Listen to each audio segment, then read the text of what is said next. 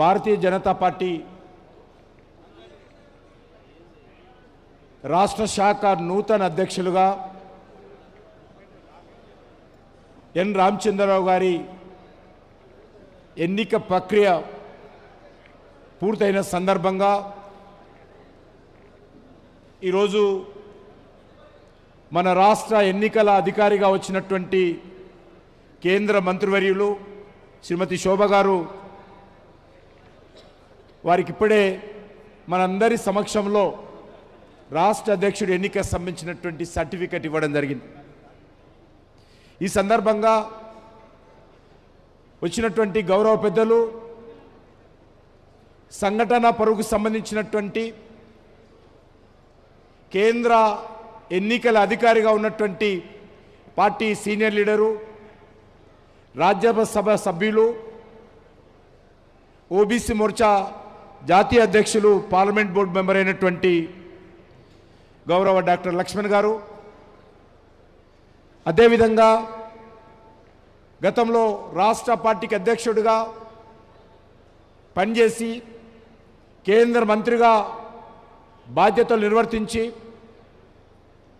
మహారాష్ట్ర గవర్నర్గా పనిచేసినటువంటి గౌరవనీయులు సిహెచ్ విద్యాసాగర్ రావు గారు, అదేవిధంగా పార్టీ జాతీయ ఉపాధ్యక్షురాలు పాలమూరు పార్లమెంట్ సభ్యురాలు శ్రీ డికే అరుణ గారు, మన రాష్ట్ర అధ్యక్షులుగా పనిచేసి ప్రస్తుతము కేంద్ర మంత్రిగా కొనసాగుతున్నటువంటి కరీంనగర్ పార్లమెంట్ సభ్యులు గౌరవనీయులు బండి సంజయ్ కుమార్ గారు, అదేవిధంగా వేదిక మీద ఉన్నటువంటి జాతీయ కార్యవర్గ సభ్యులు సుధాకర్ రెడ్డి గారు, అదే కాకుండా మన ఏవిఎన్ రెడ్డి గారు శాసన మండలిలో బీజేపీ పక్ష నాయకులు, మన కర్ణాటక నుంచి వచ్చినటువంటి మన ఎన్నికల పర్యవేక్షకులుగా పనిచేసి గత శాసనసభ పార్లమెంట్ ఎన్నికల్లో మనకు వెన్నంటి ఉన్నటువంటి అభయ్ పటేల్ గారు, ఈ రాష్ట్ర ఎన్నికలు నిర్వహించినటువంటి మన సంఘటన పరువులో కీలక పాత్ర పోషించినటువంటి లక్ష్మీనారాయణ గారు, సమయం తక్కువగా ఉంది కాబట్టి అందరూ క్షమించాలి, ఎవరి పేరు తీసుకోవడం లేదు. గౌరవ పార్లమెంట్ సభ్యులు, గౌరవ శాసన సభ్యులు, గౌరవ శాసన మండలి సభ్యులు, మాజీ మంత్రివర్యులు, మాజీ పార్లమెంట్ సభ్యులు, మాజీ శాసనసభ్యులు, మన యొక్క శాసనసభ బీజేపీ పక్ష నాయకులు మహేష్ రెడ్డి గారు, అదేవిధంగా రాష్ట్ర పదాధికారులు, మోర్చా ఆఫీస్ బేరర్సు, అదేవిధంగా జిల్లా బీజేపీ అధ్యక్షులు, మండల బీజేపీ అధ్యక్షులు, మాజీ జిల్లా బీజేపీ అధ్యక్షులు, అదేవిధంగా రాష్ట్ర కమిటీ సంబంధించినటువంటి సభ్యులు, వేదిక మీద ఉన్నటువంటి ఇతర గౌరవ పెద్దలు, ఈ కార్యక్రమంలో పాల్గొంటున్నటువంటి కార్యకర్త సోదరి సోదరుమణులు అందరికీ పేరు పేరున నమస్కారాలు తెలియజేస్తా ఉన్నాను. మనకందరికీ తెలుసు, సంఘటన పరువు సభ్యత్వము గత సంవత్సరము పార్లమెంట్ ఎన్నికల తర్వాత ప్రారంభమైంది. ఈ సంవత్సరం పాటు మనమందరం కూడా ఎంతో కష్టపడి గ్రామ గ్రామాన పోలింగ్ బూత్లో ఈరోజు బీజేపీ సభ్యత్వ సేకరణ చేశాం.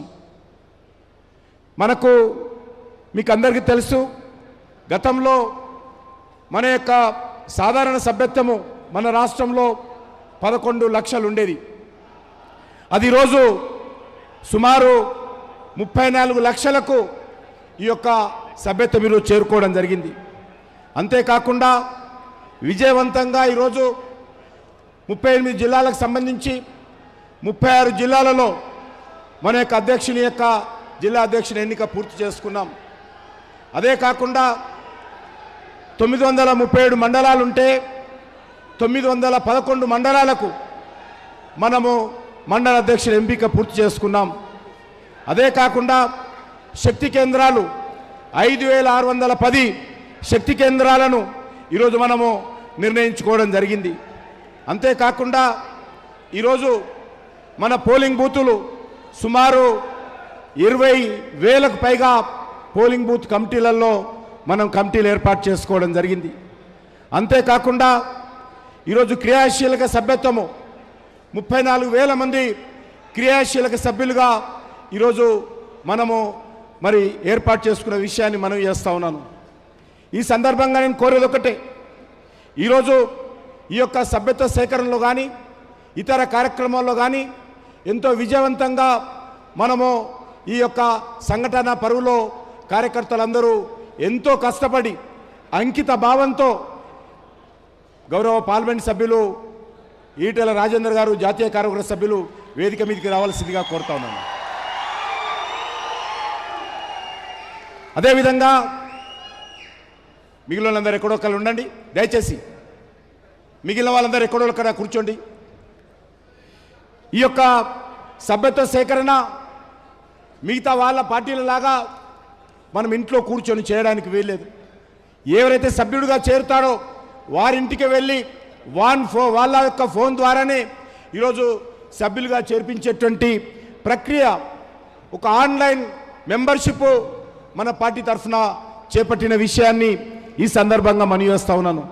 అంతేకాకుండా ఈరోజు మండల కమిటీలకు కూడా పోలింగ్ బూత్ కమిటీలకు కూడా మనము ఈరోజు కొత్త టెక్నాలజీని ఉపయోగించి ఎక్కడికక్కడ ఈ యొక్క ఆన్లైన్ మెంబర్షిప్ కూడా విజయవంతం చేయడం జరిగింది.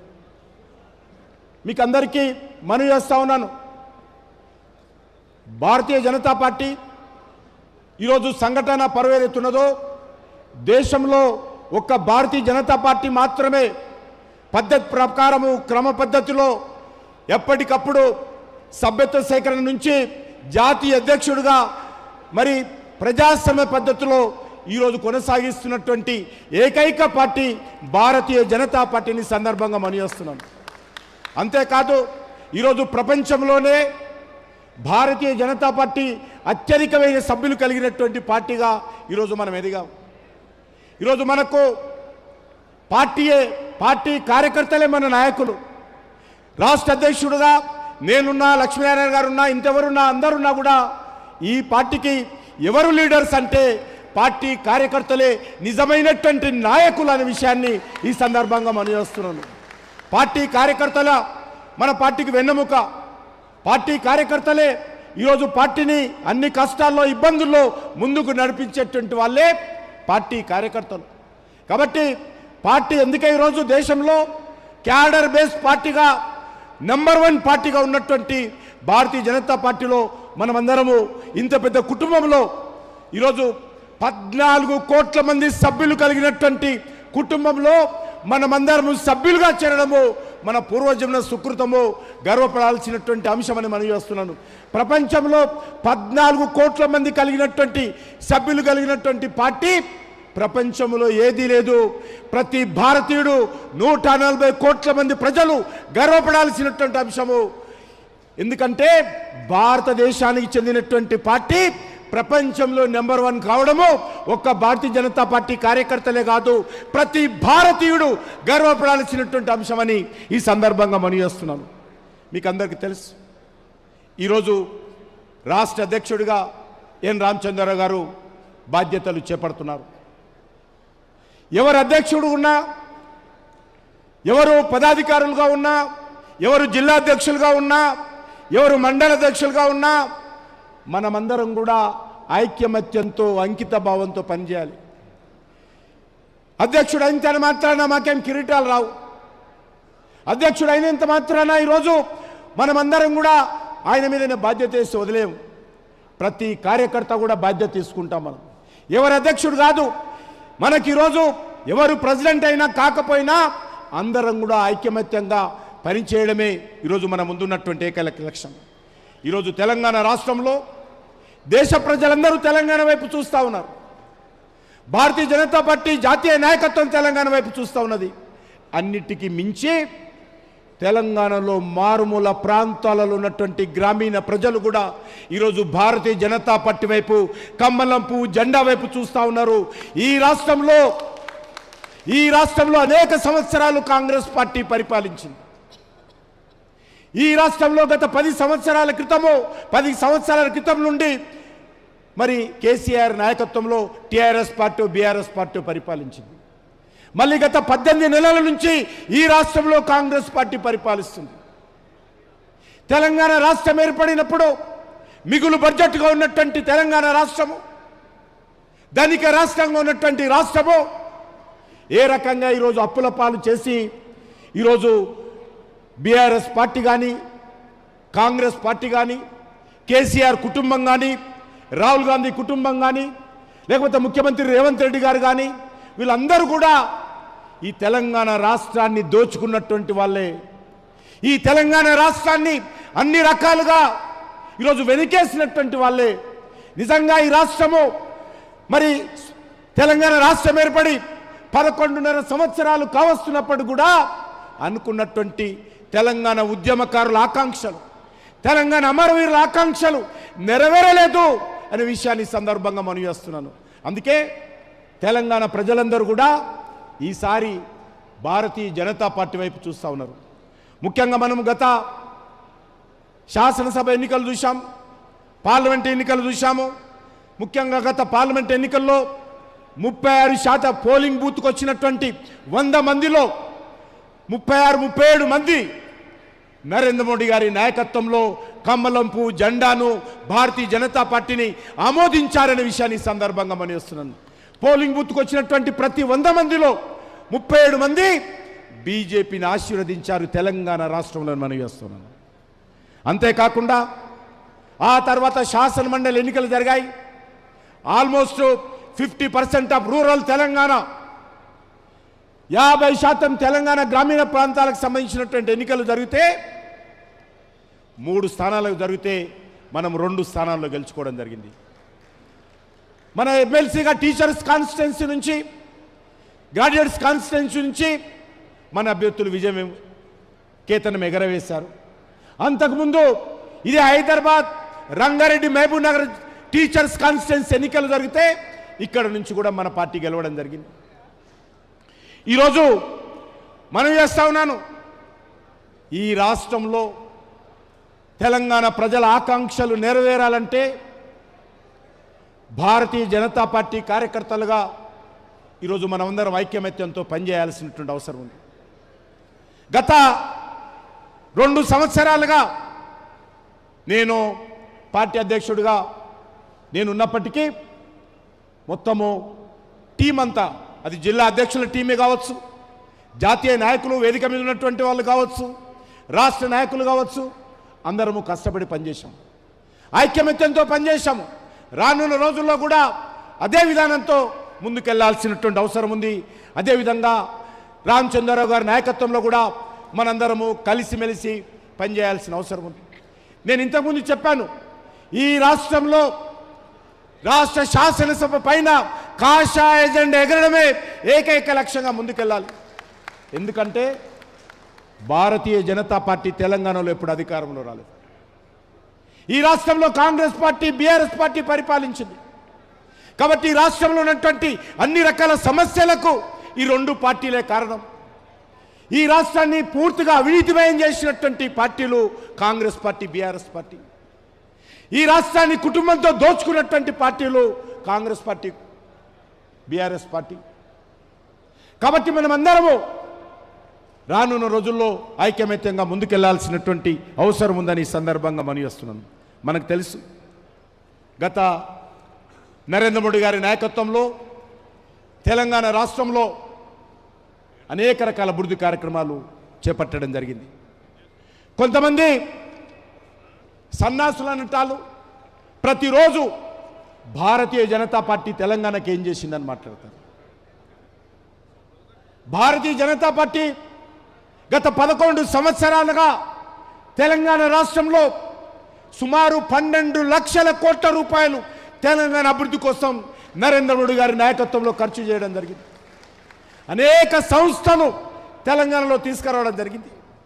ఈరోజు గ్రామ పంచాయతీ వార్డులో శానిటేషన్ జరుగుతుందంటే, గ్రామాలలో వీధి లైట్లు వెలుగుతున్నాయంటే, గ్రామాలలో సిమెంట్ రోడ్లు వస్తున్నాయంటే, గ్రామాలలో పనిచేసేటువంటి మరి శానిటేషన్ సిబ్బందికి జీతాలు వస్తున్నాయంటే, గ్రామాలలో ఈరోజు రైతు వేదికల నిర్మాణం జరిగాయంటే, గ్రామీణ ప్రాంతాల్లో శ్మశాన వాటికల నిర్మాణం జరిగాయంటే నరేంద్ర మోడీ గారి ప్రభుత్వం ద్వారానే జరుగుతూ ఉంది. గ్రామీణ ప్రాంతాలలో రైతు కూలీలకు ఉపాధి అవకాశాలు కల్పిస్తున్నది మనీరేగా ద్వారా కేంద్ర ప్రభుత్వం. గ్రామీణ ప్రాంతాలకు రోడ్లు లేకపోతే ప్రధానమంత్రి సడక్ యోజన ద్వారా రోడ్లు వేస్తున్నది నరేంద్ర మోడీ గారి ప్రభుత్వం. ఈ రాష్ట్రంలో 33 జిల్లాలు ఉంటే 32 జిల్లాలకు జాతీయ రహదారులుగా అనుసంధానం చేసింది నరేంద్ర మోడీ గారి ప్రభుత్వం. ఈ రాష్ట్రంలో వెల్నెస్ సెంటర్స్ కింద బస్తీ దవాఖానాలకు కేంద్ర ప్రభుత్వమే డబ్బులు ఇచ్చి ఖర్చు చేస్తా ఉంది. ఈ రాష్ట్రంలో ఉన్నటువంటి 40 రైల్వే స్టేషన్లను పూర్తిగా ఆధునికమైనటువంటి పద్ధతిలో రిప్లేస్ చేసి వేల కోట్ల రూపాయలు ఖర్చు పెడుతున్నది నరేంద్ర మోడీ గారి ప్రభుత్వం. ఇప్పటికే 3 రైల్వే స్టేషన్లు ప్రారంభించుకుంటున్నాం. వచ్చే సంవత్సరము 2026 లోపల ఈ రాష్ట్రంలో ఉన్నటువంటి 40 రైల్వే స్టేషన్లు ఆధునీకరించబోతా ఉన్నాం. ఈ రాష్ట్రంలో ఉన్నటువంటి అన్ని రైల్వే లైన్లు విద్యుదీకరణ పూర్తి చేశాం. సింగిల్ లైన్ ఉంటే డబల్ ఉంటే ట్రిపుల్ ఉంటే 4, ఆ రకంగా రైల్వే నెట్వర్క్ డెవలప్ చేస్తూ ఉన్నాం. 80,000 కోట్ల రూపాయల రైల్వే నెట్వర్క్ పనులు ఇప్పుడు కూడా జరుగుతున్నాయనే విషయాన్ని సందర్భంగా మనవిస్తున్నాను. 1,50,000 కోట్ల రూపాయల జాతీయ రహదారుల పని జరుగుతూ ఉన్నాయనే విషయాన్ని సందర్భంగా మనవిస్తూ ఉన్నాను. ఏ విషయంలో ఏ పార్టీ నాయకుడు, అది బీఆర్ఎస్ పార్టీ కావచ్చు, లేకపోతే కాంగ్రెస్ పార్టీ ముఖ్యమంత్రి కావచ్చు, తెలంగాణ రాష్ట్రంలో భారతీయ జనతా పార్టీ నరేంద్ర మోడీ గారి నాయకత్వంలో గత 11 సంవత్సరాలుగా మేము చేసినటువంటి తెలంగాణ రాష్ట్ర ప్రజల సంక్షేమం కోసం, తెలంగాణ అభివృద్ధి కోసం మేము చేసినటువంటి కార్యక్రమాల మీద అది సెక్రటరీకి రమ్మన్నా వస్తాము, ప్రెస్ క్లబ్ రమ్మన్నా వస్తాము, లేకపోతే ట్యాంక్ బండ్ మీదకైనా వస్తాము, లేకపోతే వరంగల్ అడ్డ మీదకి వస్తాము, కరీంనగర్కైనా వస్తాము. బహిరంగంగా నరేంద్ర మోడీ గారి ప్రభుత్వము తెలంగాణకి ఏం చేసిందో చర్చించాల్సిందిగా నేను కోరుతా ఉన్నాను. ప్రతి అడ్డమైనోడు ప్రతిరోజు మాట్లాడుతూ ఉన్నాడు. మీరేమో దోచుకున్నారు తెలంగాణను. మీ పార్టీ అధికారం ఉన్నప్పుడు దోచుకున్నారు, ఇప్పుడు ఉన్నటువంటి పార్టీ ఇంకా దోచుకుంటుంది. ప్రతిరోజు సాయంకాలం లోపల ఏమొచ్చిందని ఈరోజు కాంగ్రెస్ పార్టీ లెక్కలు చూస్తూ ఉంది. అలాంటి మీరు నీతి నిజాయితీతో, అంకిత భావంతో ₹1 గత 11 సంవత్సరాలుగా మోడీ గారి నాయకత్వంలో ₹1 అవినీతి జరగకుండా దేశ ప్రజల సంక్షేమం కోసం, దేశ అభివృద్ధి కోసం ఒక ధర్మకర్తగా, ఒక సమర్థవంతమైనటువంటి నాయకత్వంతో పనిచేస్తున్నటువంటి నరేంద్ర మోడీ గారి ప్రభుత్వాన్ని విమర్శించేటువంటి నైతిక హక్కు ఈరోజు బీఆర్ఎస్ పార్టీ కానీ కాంగ్రెస్ పార్టీగా ఉందని అడుగుతాను.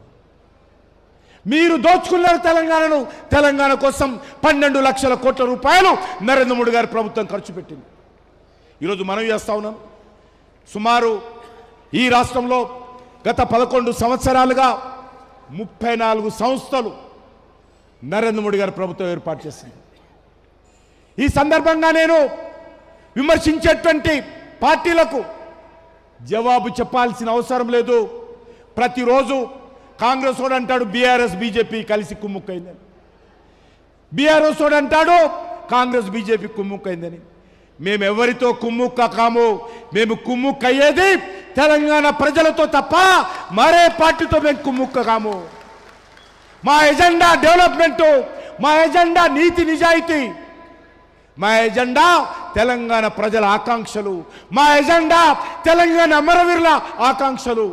ఆ లక్ష్యంతో మేము పనిచేస్తాం తప్ప ఎవరి దయాదాక్షిణ్యాలతో ఈరోజు మేము నరేంద్ర మోడీ గారు ప్రధానమంత్రిగా పనిచేయడం లేదు. రేవంత్ రెడ్డి దయాదాక్షిణ్యాలతో,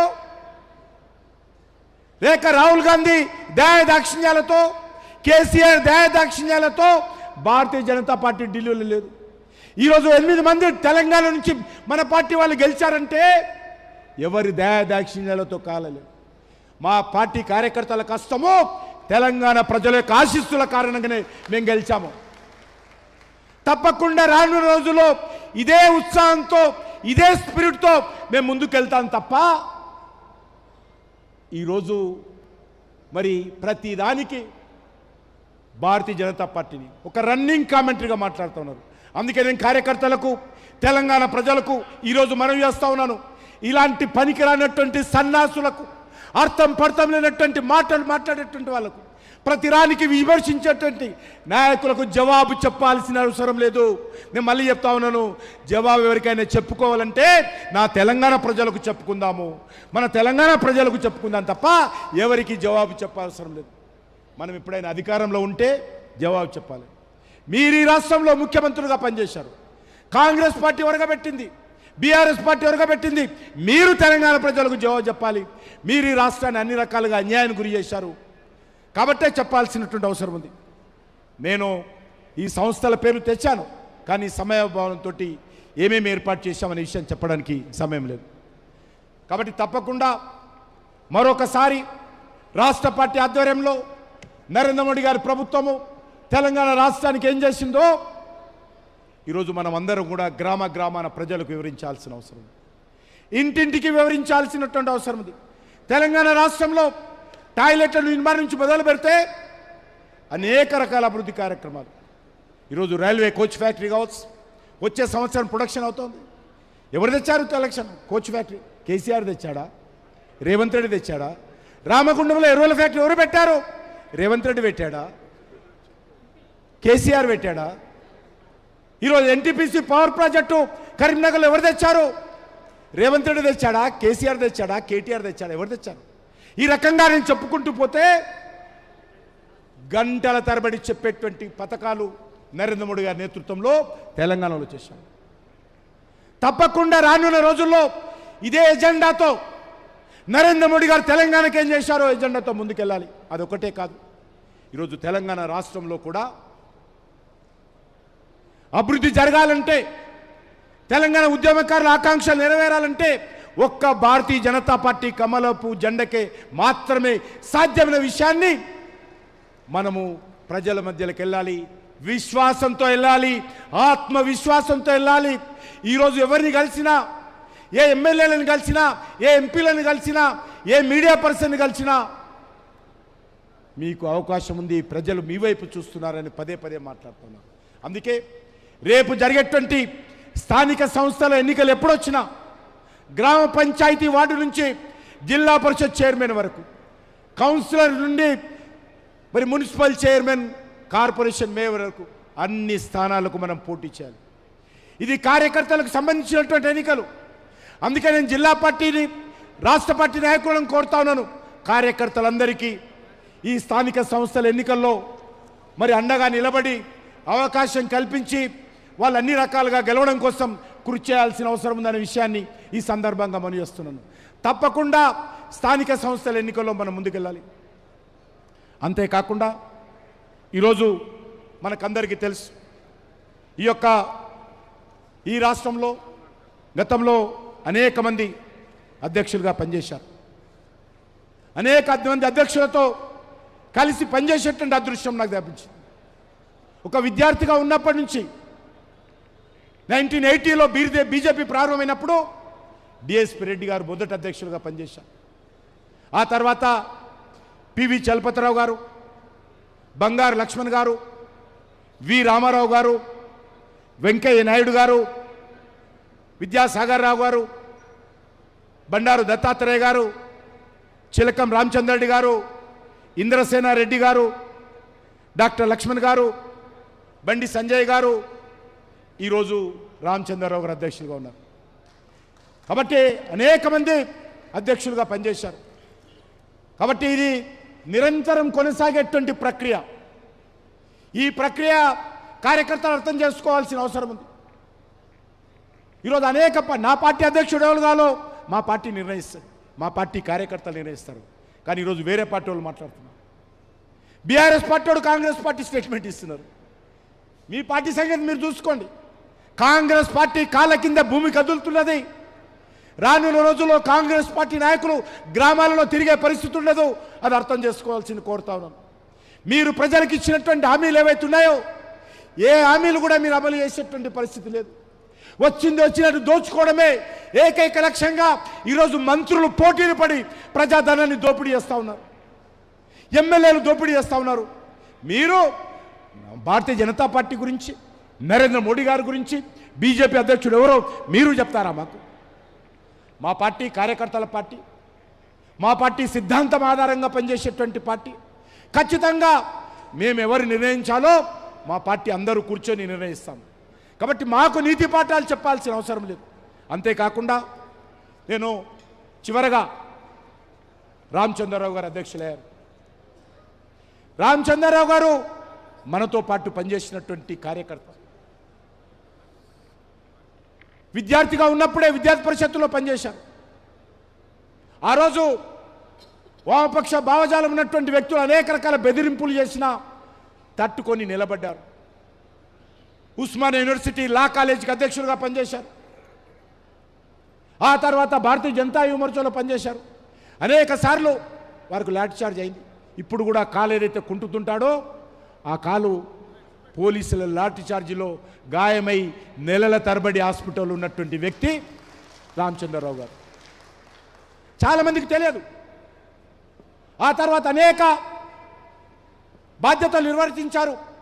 పార్టీ కోసం బాధ్యత ఉన్నా లేకపోయినా, పదవి ఉన్నా లేకపోయినా పనిచేసేటువంటి నిస్వార్థమైనటువంటి కార్యకర్త, మనసులో ఏ రకమైనటువంటి కల్మషం లేనటువంటి కార్యకర్త ఎన్ రామచంద్రరావు గారి విషయాన్ని అర్థం చేసుకోవాల్సి.